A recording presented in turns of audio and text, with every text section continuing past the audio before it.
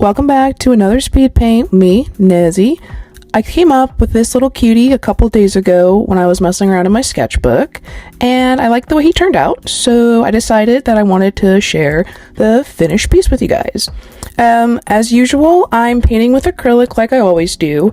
I wanted this little guy to look like a nice, buttery, juicy little noodle because good ramen is buttery, and this guy is a good noodle. I'm sorry, that was a really bad joke. Please forgive me, internet. So as I'm working on this piece, I noticed I don't like the way that the letters that I've already done are sitting. So how am I going to fix that? The hard way, and I need to cover it up using white. I don't know why I'm saying the hard way, because I mean, it's kind of the only solution at this point to get it to look the way that I want it to. Honestly, this is what I get for not using a better ramen cup reference, because I'm lazy and not thinking about the fact that I probably should have used white anyways and just done it more freehand. Anyways, as you can see, this is going to take quite a lot of layers to even start to begin to cover up these wonky letters that I decided to put in a place that I just didn't like. And it's not as huge of a deal as I'm making it out to be. It looked fine, but I had a particular vision in my mind, and this is not what I wanted it to look like. But hey, that's what live editing's for, right?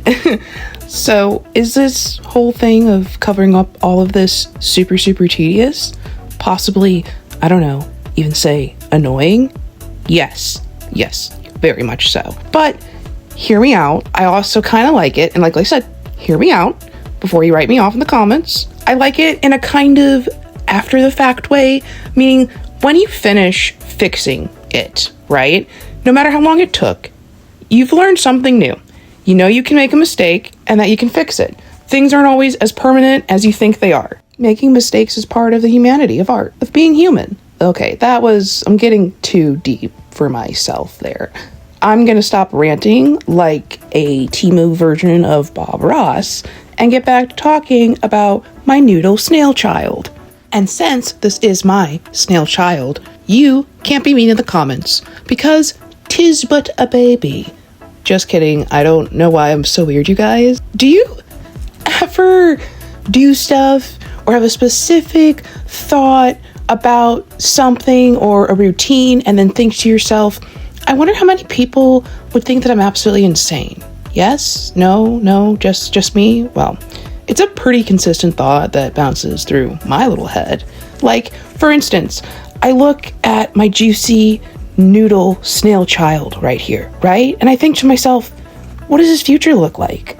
Will he grow up to be a doctor? A lawyer? Will I ever be a good enough mom for my noodle snail child? Am I the monster for creating a being and not having the answers? Have I forsaken my noodle child right out of the gate of his very existence? You know, stuff like that. Anyways, who else wants me to make my noodle snail child into stickers? Holy crap, that sounded bad. That was borderline Epstein-ish. My bad, guys. Why can't I just ask things in a normal way? No, Nezzy, you've never been able to do anything normal in your entire meme of a life. Just be normal for like 2 seconds. I mean, no, I'm not really that's not possible. I guess that's why I'm not too bad at art. Got a weird brain for it, you know? Since I keep looking at the noodle snail, I keep thinking about ramen.